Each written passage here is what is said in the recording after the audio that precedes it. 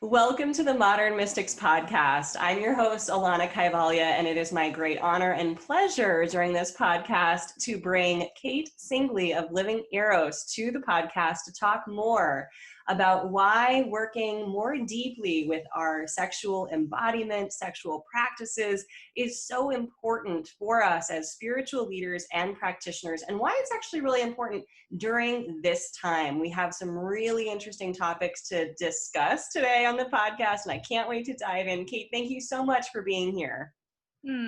Thanks so much for having me, Alana. Really glad to be here. So before we dive into the things that you and I have kind of picked out on the side of what we want to talk about, I would love to hear a little bit more from you around, what is your work? What do you do? How does it work? Yeah, well, erotic embodiment is kind of the caption. I guide people, hold and facilitate people to get more in touch with what's actually happening inside of their bodies in their experiences of intimacy, relating, arousal, all the way up into sex.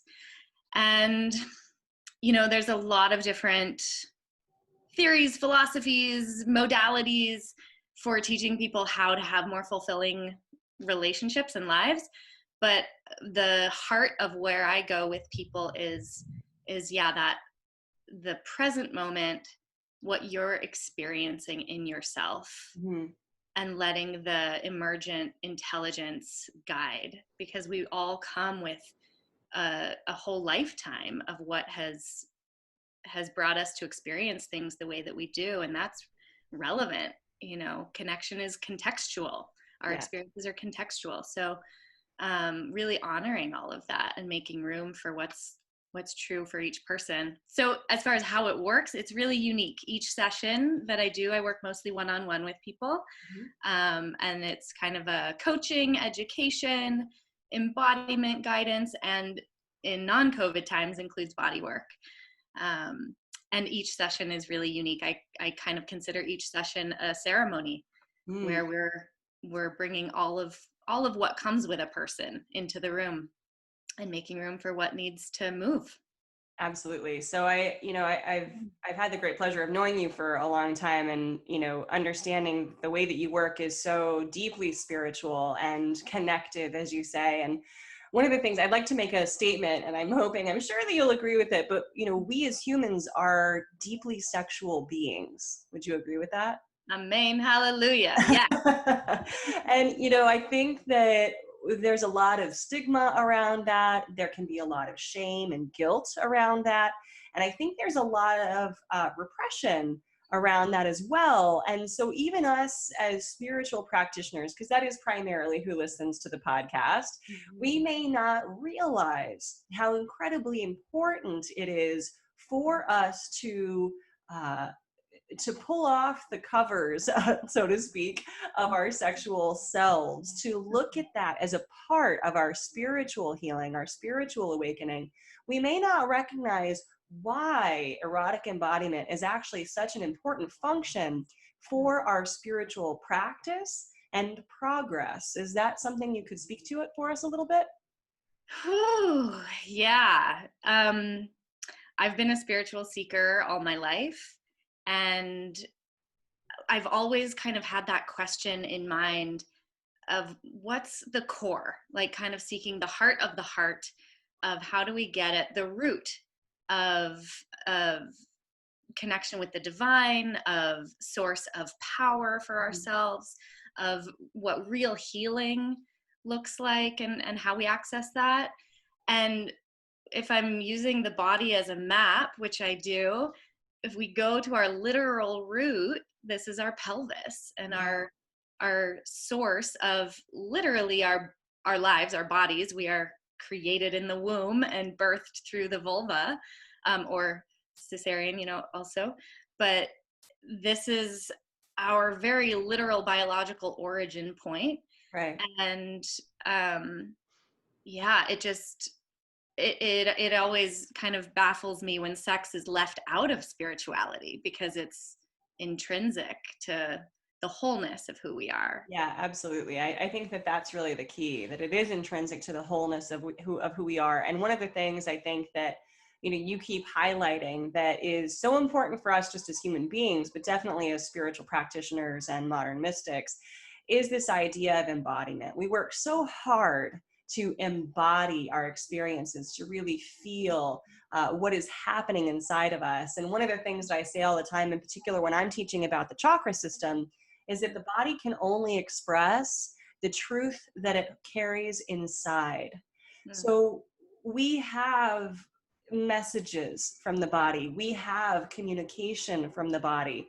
When we have some sort of chronic pain or issue or something happening, I like to look at it. Of course, we can look at it from a more allopathic or Western medicine perspective, and that is a valid perspective to look at it. But I'm always going to ask the deeper questions of why do we think the body is expressing this particular thing? What is it trying to teach us? What is the lower back pain communicating, asking us to learn, asking us to dive deeply into, to look within? What is the pelvic pain asking us? What is the pain during sex communicating to us? What trauma or drama have we stored in our body that is a point for us to explore, to learn, to do the work? Because really at the heart of spiritual practice, that is what we must do. And there's always work to be done around our sexuality and our healing in a sexual way. I think that as human beings, none of us gets through life unscathed. Mhm. And I think especially in Western cultures, there's, like I said in the beginning, there's a lot of baggage around sex and sexuality. So, what are some of the benefits perhaps you see when people start to get more in touch with their sexuality, their embodiment? What do you see unfolding for them?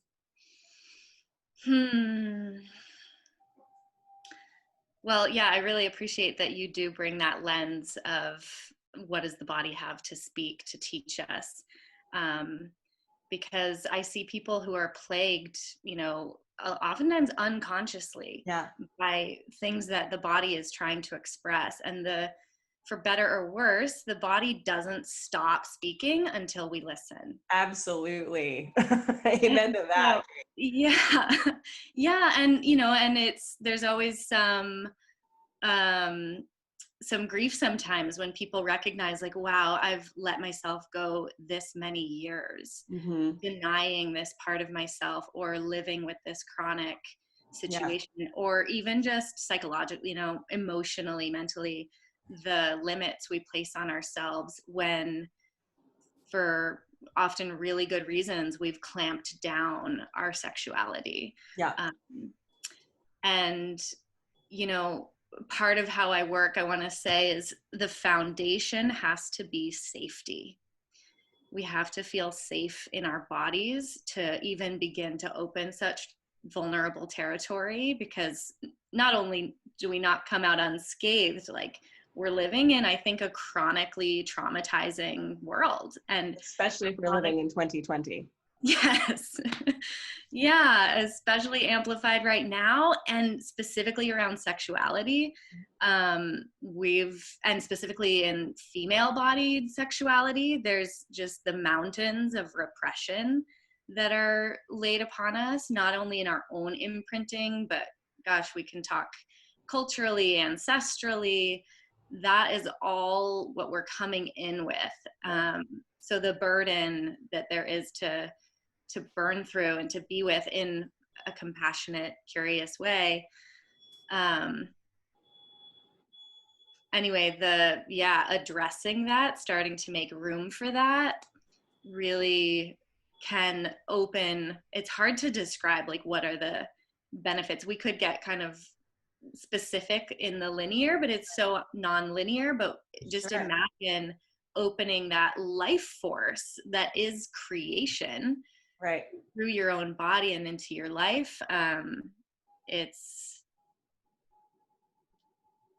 It's like, I see water a lot as a metaphor. I see, like, we have these massive dams, and when you think about modern capitalist structure, like the concrete and the steel and the repression, the forces that have held back specifically feminine sexuality, Mm-hmm. um, for a more linear, predictable models, and imagine like unleashing that dam, opening the gates, even, you know, a little bit at a time, So there's however definitely going to be a greater flow, a right? greater flow. A greater flow, a greater sense of creativity, a greater ease within Yeah. oneself, a greater connection to not only our individual bodies, but the physical Yeah. bodies of others. And I mean, there's great benefit in doing this work. And one of the things that you mentioned just a moment ago is the power of grief.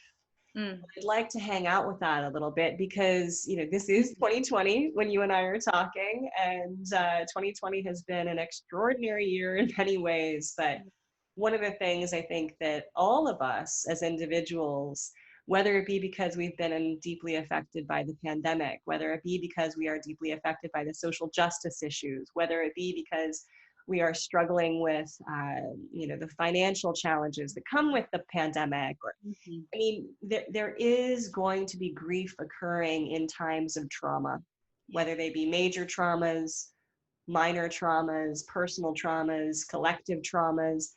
There will be grief associated with that. And grief is a really powerful teacher. And I know that it's something that you use as actually a way to, a portal, as you say, to something bigger. So let's discuss that, because I know the people listening are going to be dealing with a lot of grief. And if not at this moment, at some point in their lives, certainly. Yeah. Yeah. I'm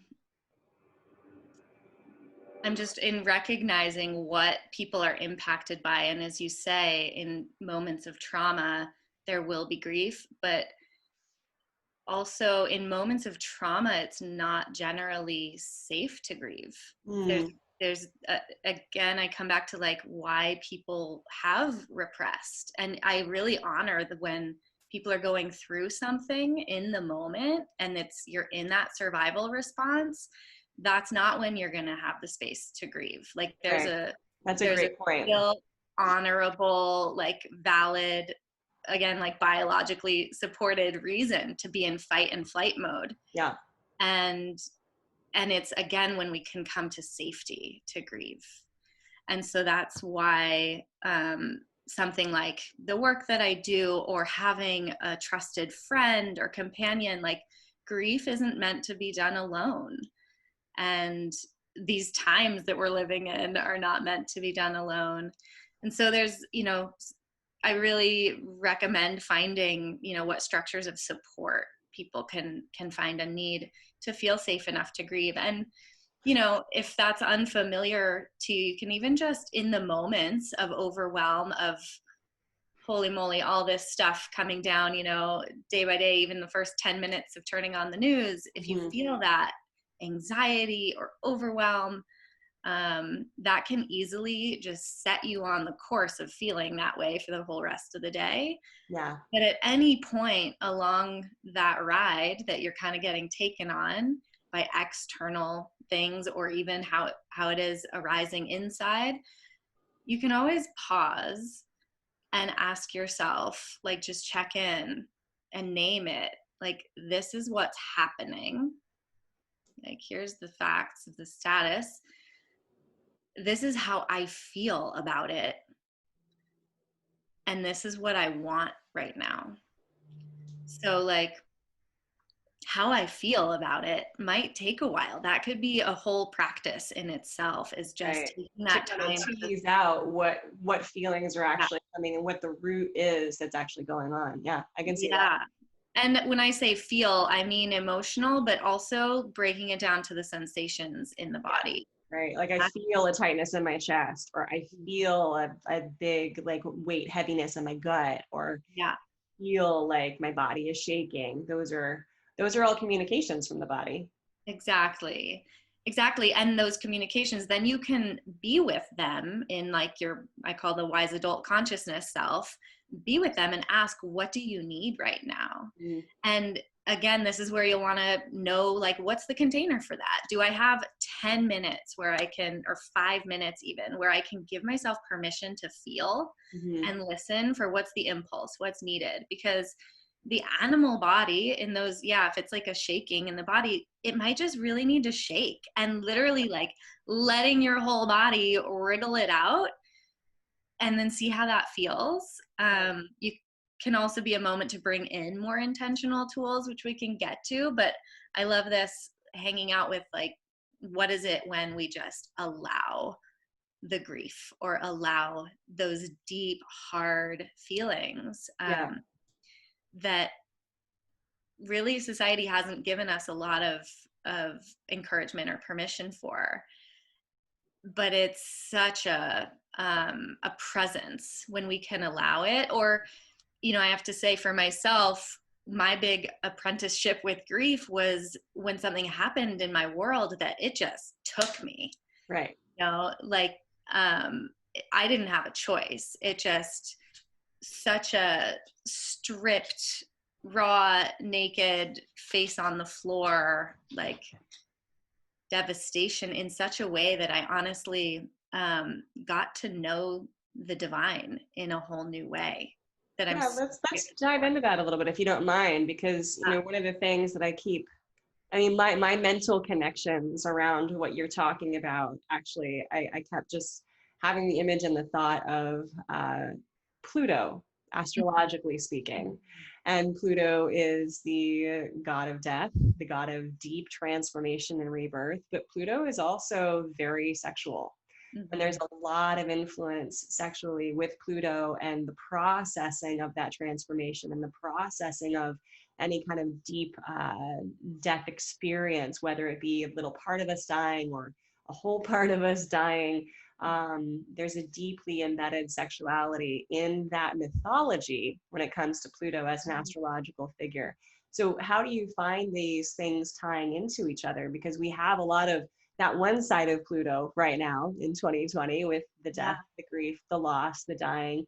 How do we utilize that other side of Plutonian energy where we get to explore that through eros, through sexuality? How might that be helpful?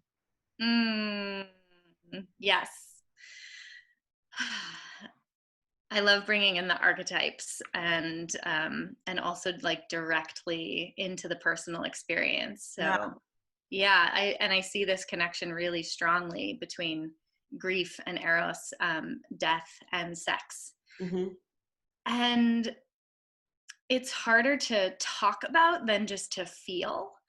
But the feelings that I know and trust there is that sense of complete surrender that Mm-hmm. they have in common, Yeah. right? Like that that grief experience I was just describing, that just like I have no other choice than just to let myself be annihilated by this, right? And yeah, we're all feeling a lot of that with things that are unpleasant and are out of our choice. But if you can also recognize that peaks of ecstasy and orgasm are that same frequency, that same felt experience. Because in Yeah. my, and I'm just sort of like, this is like coming up, like Yeah. peaks of ecstasy and orgasm require surrender. Yes. You, in order to really truly feel that full sexual embodiment, you have to be able to completely let go. Yeah. And that's a powerful state of being. It's Yeah. a powerful thing for people to learn, especially for those of us that have any issues with control. I don't know anybody like that, but any of us who have any issues with control, which is basically all of us, by the way, to enter that state of release and surrender, that is truly you. I mean, you really hit the nail on the head. That is truly what Pluto requires. That Yeah. is that is the way in which we move through these experiences with grace, I Yeah. think. Yeah. Yeah. Otherwise, it's just really hard. Yeah. Yeah, and there is a difference between surrender in a way of like victimhood and that comes along with resentment and self-pity. That's Yes, not actually touching the essence of that humility that's required.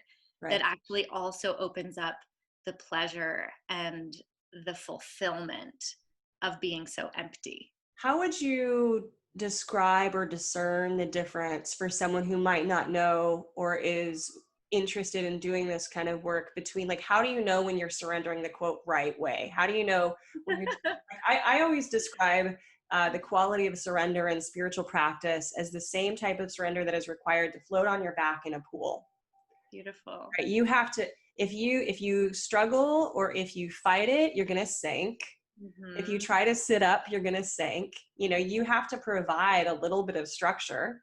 You have to provide a little bit of willingness and actually lay flat and just trust that you will be held by the water, right? That's how I think of spiritual surrender, which, as you said, is much different than like throwing up the white flag. I give up, you know, pirates come aboard and take the booty, you know, literally and figuratively speaking, Right. you know, that there is a big difference between these types of surrender. How would you coach people in getting to that more spiritual side of surrender?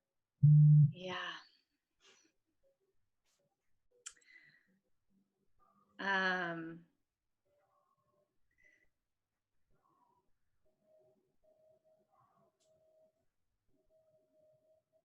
There's a breaking down of, I think, what we're feeling we're held by, of what we're trusting in those moments. So you can ask yourself as you're on that ride of what feels like losing power, where is the power?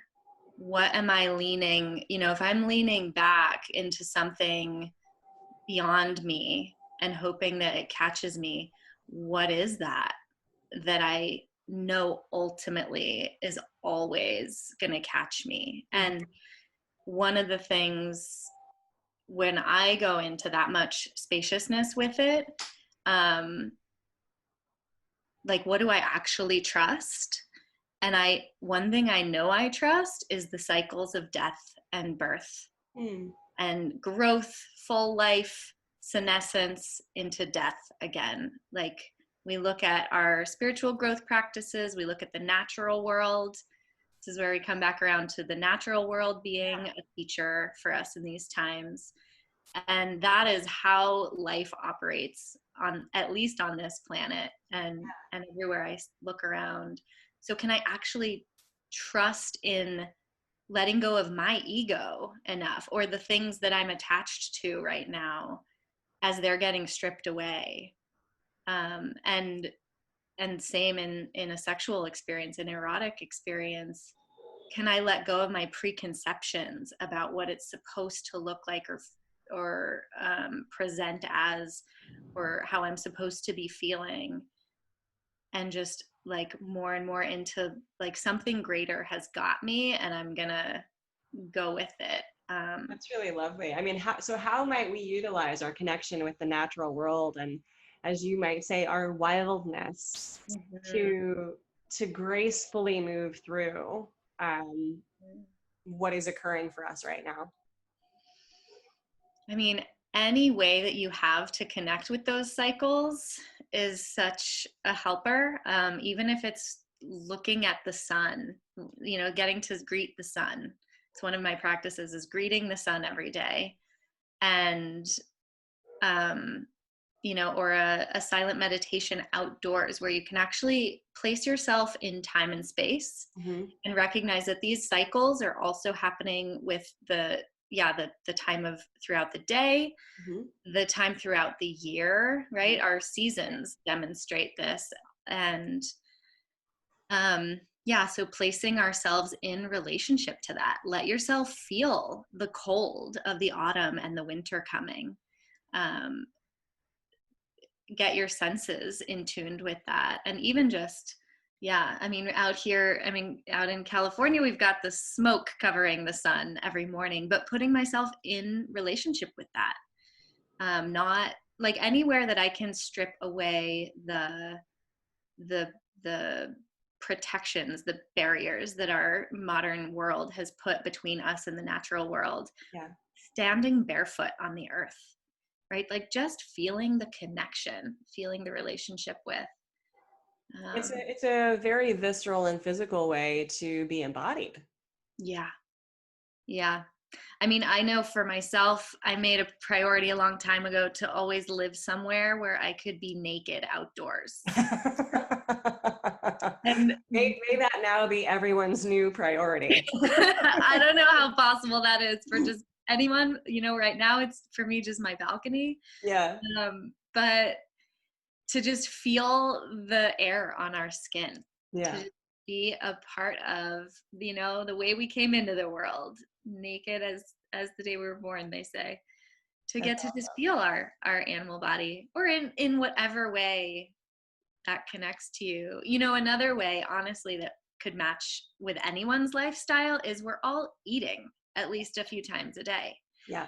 And that right there is a relationship with the death and birth cycles. Like Yeah. something, someone, animal or plant, is giving their life to feed our life. Yeah. And to just take a moment with that, Mm-hmm. to acknowledge. And this is a part for me of embracing death and grief, and the praise and the gratitude of that comes out of true grief is to meet that loss with the love that's in it, to realize you wouldn't feel anything about a loss if you didn't love what you're losing. Mm-hmm. That's a good point. And so, yeah, and so to bring that into relationship with like this food that is giving some essence of its life, of what I would call love as kind of the universal glue that holds it all Mm-hmm. together, to feed my life, like, thank you, wow. And embrace that, not to deny death, not Mm-hmm. to try to be like, oh, I'm going to be as pure and vegetarian and death avoidant as possible. Like, if you're eating animals, give thanks and praise um, and honor and acknowledge, and see if there is any of that flavor of embracing Mm-hmm. the Mm-hmm. death and taking it in to embrace the life.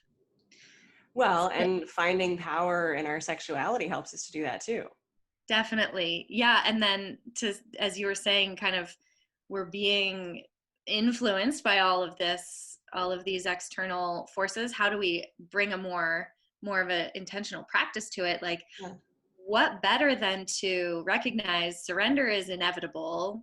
Like, we are subject to forces greater than us, but to create the space for that, to empower ourselves, to invite that in a way that isn't just, here's again to reduce the sense of victimhood, is like, oh, I'm going to also create a space, empower myself to create a space where I'm surrendering in my pleasure, in my sexuality, in my erotic being. Yeah. I mean, I love the word pleasure. I think so Yeah, many of us use it's one of those words on a some daily, people. consistent basis, but Mhm. through the work of erotic embodiment, you actually discover and cultivate more pleasure. Even as the cycles of the natural world or the unnatural world are occurring around you. Yeah. And, again, with the food, like taking that in with the full pleasure, it's all the same cycle, right? Yeah. The more you recognize the loss, the more you can savor and celebrate um, the gift of what it is, and to the gift of being in these sensual, sensitive bodies that Mm-hmm. can experience so much pleasure. Absolutely. So, one of the things I know that you focus on are actual, tools, things to do to help us be more embodied, to help us remain more in touch with our wildness, the natural world, to connect more deeply with our sensuality and our sexuality. I'm wondering if you might share with some of our podcast listeners some of your most favorite tools that they can employ at this time to try and become more in touch with who they are as sexual beings, to process through some of the things that might be stuck in the body Yeah. in this way. Yeah. There's so many. And I'll just preface it with saying, again, I feel like safety is paramount. Mm-hmm. So there's that baseline of checking in with your body about what feels right and good to you in the moment and in the context that you're in, a space where you feel safe to move and sound and feel. So that one I mentioned of just having a check-in with yourself regularly, like what's going on, what do I feel, and what do I need, and giving yourself whatever you can to give yourself a little space to feel and to let move. I mean, for me, it's literally like writhing on the floor sometimes, or thrashing. And we've all got plenty of reason to be angry right now. And Sure. anger tends to sit on top of a lot of access to our deeper power, and especially sexual power, Right. and pleasure. So letting that out, uncapping that in a way that's safe. There's a lot I could go into about like emotional moving, but just one I love to share is like biting or trying to rip a towel in half. Like, just, like feeling the contraction throughout the body to just, anyway. So there's, when there's grief and anger that has to move first, I really believe those are often, they kind of have to be addressed before getting to Right. the sex, which like is you got to clear off the stuff on the top. right. When we're in fight and flight, our turn on is gone. Like there isn't room for arousal when there's survival. That's a good point, Kate. Can you just say that again? Because I feel like that will resonate really majorly for people right now.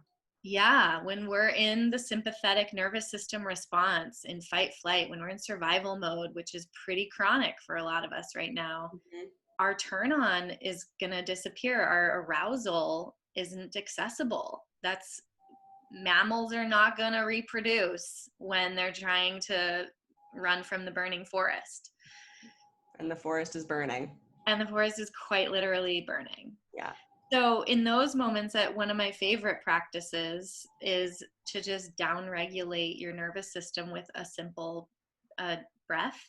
A breath that, just to be really basic about it, it's twice as long of an exhale as the inhale. Okay. We can try it. Yeah, let's try it. So breathe in for 4 and out for 8.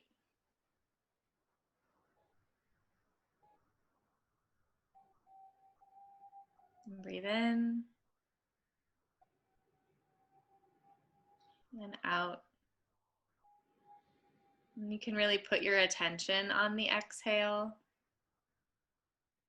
The in is full and quick, and you don't even have to count, but just really emphasizing and extending the exhale.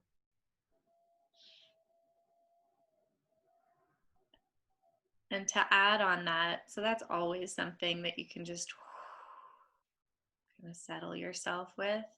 And to add to that, bringing your breath and your awareness to your pelvis. And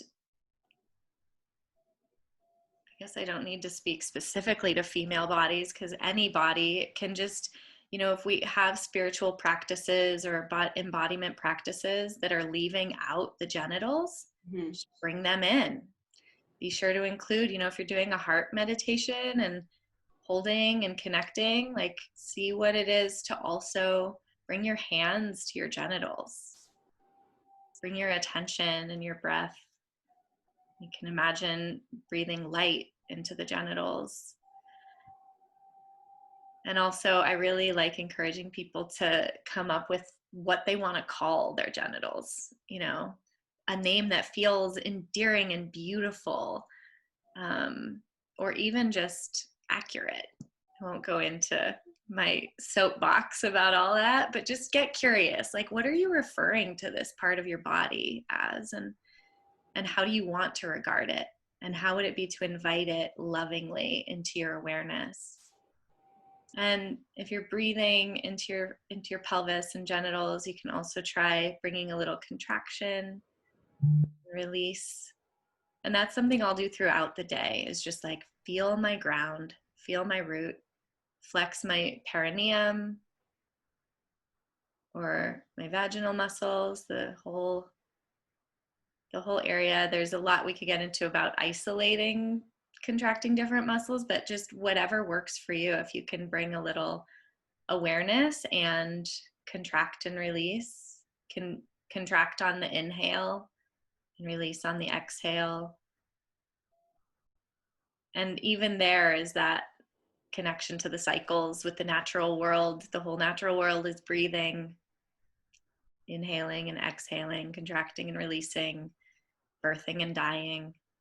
And you can even just bring that visualization of connection with all of life into your body through your root.